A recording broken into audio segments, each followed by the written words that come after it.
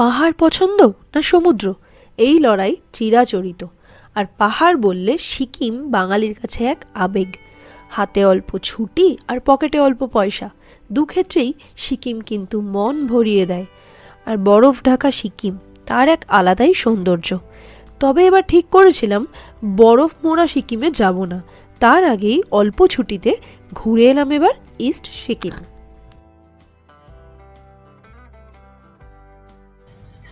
Hello বন্ধুরা, আমার চ্যানেলে তোমাদের সবাইকে স্বাগত। প্রায় ভোর 6টা বাজে, আমরা আজকে বেরোচ্ছি শিলিগুড়ির জন্য। আমাদের এবারে ট্রিপটা হচ্ছে Kolkata to Kolkata, 6 night 7 days. তো আজকের দিনটা শিলিগুড়িতে থাকবো এবং এরপর আস্তে আস্তে silk route, Zuluk, Nathang valley, Gangtok হয়ে আবার রায়গঞ্জ বা মালদা হয়ে কলকাতায় ব্যাক করবো। এখন 6টা বাজে, মোটামুটি আগের বার প্রায় 12 ঘন্টা লেগেছিলো শিলিগুড়ি পৌঁছাতে, কিন্তু এখন NH34 খুবই আমরা গেছিলাম 2021 মেবি লাস্ট। এখন তো NH34-এ ব্রিজ কানেক্টেড হয়ে গেছে এবং রাস্তাটাও খুব ভালো হয়ে গেছে। তো দেখা যাক পৌঁছাতে কতটা সময় লাগে। আর বাকি পুরোটা ট্যুরের ডিটেল তো অবশ্যই শেয়ার করবো, কোথায় থাকছি বা কী কী দেখার আছে। ট্যুর প্ল্যানটা একবার বলে দিই। ইস্ট সিকিম নিজ গাড়িতে এবং নিজ ড্রাইভিংয়ে ট্যুর, 6 নাইট 7 ডেজের। শিলিগুড়ি হয়ে কালিম্পং, সিলারিগাঁও, আরিতার, জুলুক, নাথাং ভ্যালি, নাথুলা পাস, গ্যাংটক হয়ে কলকাতা। আমাদের এই প্ল্যানটা ছিল বেসিক্যালি 5 ডিসেম্বর। তো আমার হঠাৎ মনে হলো যে ঠান্ডাটা যদি অনেক বেশি পড়ে যায় বা বরফ পড়তে শুরু করে, তাই প্ল্যানটাকে কিছুটা এগিয়ে আনা হলো এবং সেই কারণে হোটেলগুলোকেও আবার রিস্কেডিউল করা হলো, অনেক কিছু চেঞ্জ করে ডেটগুলোকে রিভাইজ করা হলো। তো মোটামুটি সেটা আমরা করতে পেরেছি।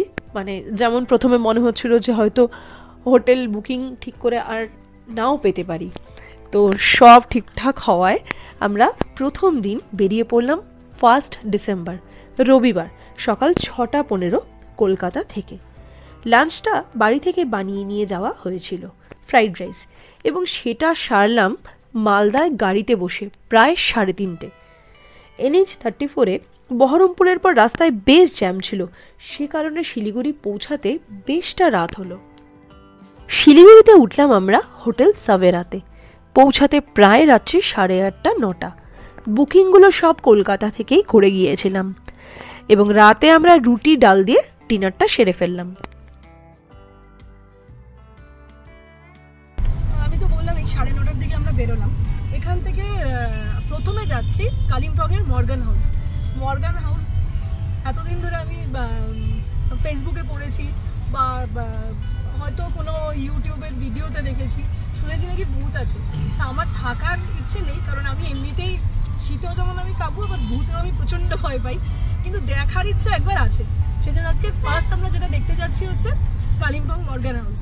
তো আমরা যে হোটেলটাতে ছিলাম সেবক রোডের ওপরে হোটেল সাভেরা, এখান থেকে মর্গান হাউসের ডিস্টেন্স প্রায় ওই 67 to 8 কিলোমিটার। তো অ্যাজ পার গুগল দেখাচ্ছে প্রায় 2 ঘন্টার উপরে লাগবে। তো দেখা যাক রাস্তার জ্যাম বা রাস্তা যদি ভালো থাকে, যদি একটু তাড়াতাড়ি পৌঁছানো যায়। মোটামুটি প্রথমে আমরা কালিম্পংটা ঘুরব। সেকেন্ড দিন অর্থাৎ 2 ডিসেম্বর। তো আমাদের এই দিন কিন্তু কালিম্পংয়ের প্ল্যান প্রথম দিকে ছিল না, তো হঠাৎ ইচ্ছে হলো যে মর্গান হাউস দেখার। তো চললাম কালিম্পং। পথে দেখে নিলাম কালিম্পং মর্গান হাউস আর পাইন ভিউ নার্সারি, যেখানে রয়েছে অসংখ্য ক্যাকটাস প্রজাতির গাছ।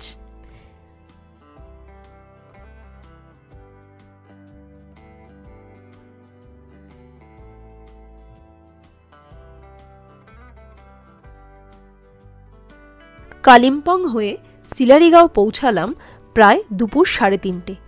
সিলারিগাঁও প্রায় 6000 ফিট উচ্চতায় রয়েছে। বেসিক্যালি শিলিগুড়ি থেকে সিলারিগাঁও 90 কিলোমিটার মতো ডিস্টেন্স, কিন্তু যেহেতু কালিম্পং হয়ে ঘুরে গেছি তাই পৌঁছাতে একটু লেট হলো। উঠলাম আমরা সুমিক্ষা হোমস্টে, পৌঁছে লাঞ্চটা করে নিলাম গরম গরম। হোমস্টের রিভিউটা আমি পরের ভিডিওতে দেব। হোমস্টের বাইরে যে বসার জায়গাটা, কাঞ্চনজঙ্ঘা দেখতে দেখতে সেখানে বসে চাটা কিন্তু একদম জমে গিয়েছিল। তবে শিলিগুড়ি অবধি একদম ঠান্ডাই ছিল না, তাই সিলারিগাঁওতে এসে আমি প্রায় জমেই গেছিলাম ওইটুকু ঠান্ডাতেই। তো সেজন্য ডিনারটা আবার তাড়াতাড়ি করে গরম গরম সেরে নিলাম। 3 নম্বর দিন অর্থাৎ 3 ডিসেম্বর আমরা বেরিয়ে পড়লাম সিলারিগাঁও থেকে এবং তার আগে দেখে নিলাম রামিতে ভিউ পয়েন্ট। এই রামিতে ভিউ পয়েন্টে গাড়ি নিয়ে যাওয়া যায়, কিন্তু রাস্তাটা অনেকটা এবড়ো খেবড়ো, তাই ট্রেক করে গেলে অনেক বেশি ভালো এবং ভিউটাও অসাধারণ লাগবে এই জায়গা থেকে। এরপর আমরা বেরিয়ে পড়লাম আরিটারের দিকে। মাঝে দেখে নিলাম সাইলেন্ট ভ্যালি এবং তারপরে ঋষিখোলা। পৌঁছালাম আরিটার। ছিলাম আমরা আরিটার ক্র্যাবল্যান্ড হোমস্টেতে।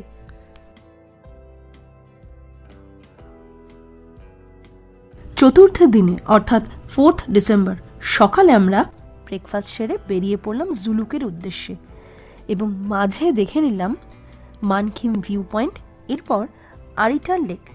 আরিটার লেকে কিন্তু সুন্দর বোটিং করা যায় এবং এরপরে রংলি মার্কেট পৌঁছলাম।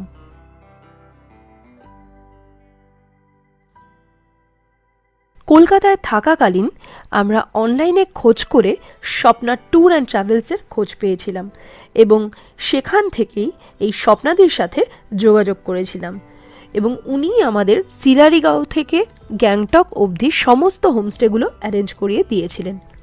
জুলুক সিল্ক রুটের জন্য কিন্তু পারমিট লাগে, নিজেরা গিয়ে রংলি থেকে এই পারমিট অ্যারেঞ্জ করা যায়, বাট আমাদের মনে হয়েছিল যে একটু যদি হেডেক ফ্রি হয়ে ঘুরতে পারি তাহলে সেটা হয়তো বেস্ট অপশন হয়।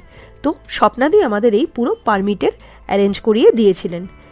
এই পুরো ডিটেলটা আমি অবশ্যই পরের ভিডিওগুলিতে শেয়ার করব। তো এই রংলি মার্কেটে আমরা স্বপ্নাদির থেকে সেই পারমিটগুলো নিয়ে নিলাম।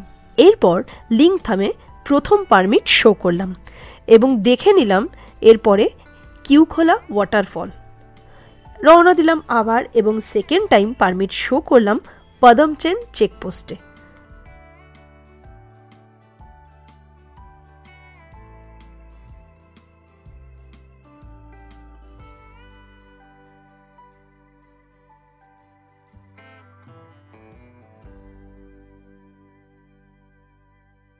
এরপর কিছুটা এগিয়ে দেখলাম রাস্তা তৈরি হচ্ছিল, সে কারণে রাস্তাটার অবস্থা খুবই খারাপ ছিল।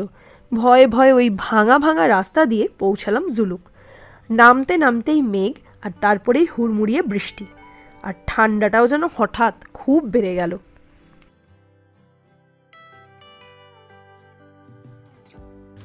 পৌঁছে গেছি আমরা, কটা বাজে এখন?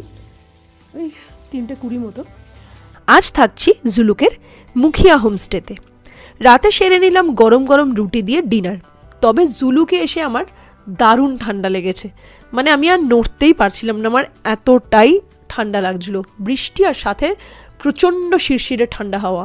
5 নম্বর দিন অর্থাৎ 5 ডিসেম্বর আজ জুলুক থেকে আমরা একটু ভোর করেই বেরিয়ে পড়লাম, প্রায় 6:30।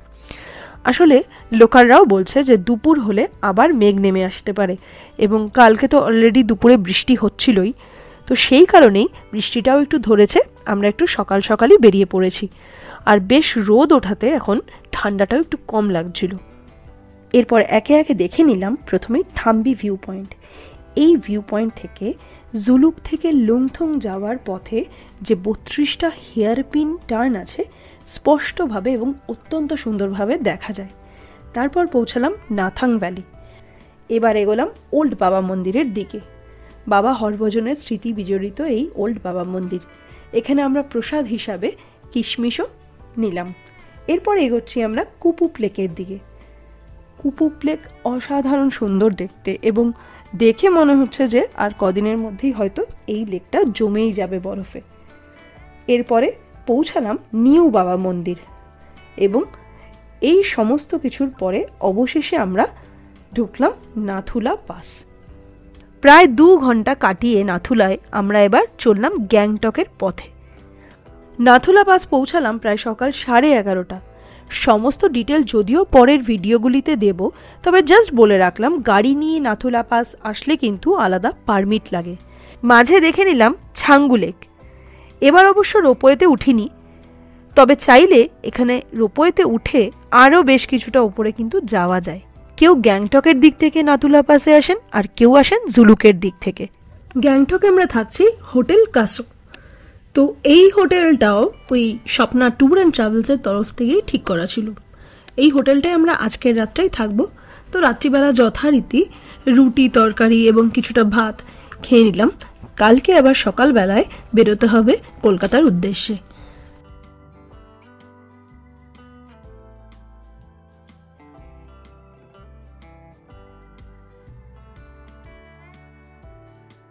ছ নম্বর দিন অর্থাৎ 6 ডিসেম্বর। এদিন আর ঘোরাঘুরি নয়, শুধুই ফেরা।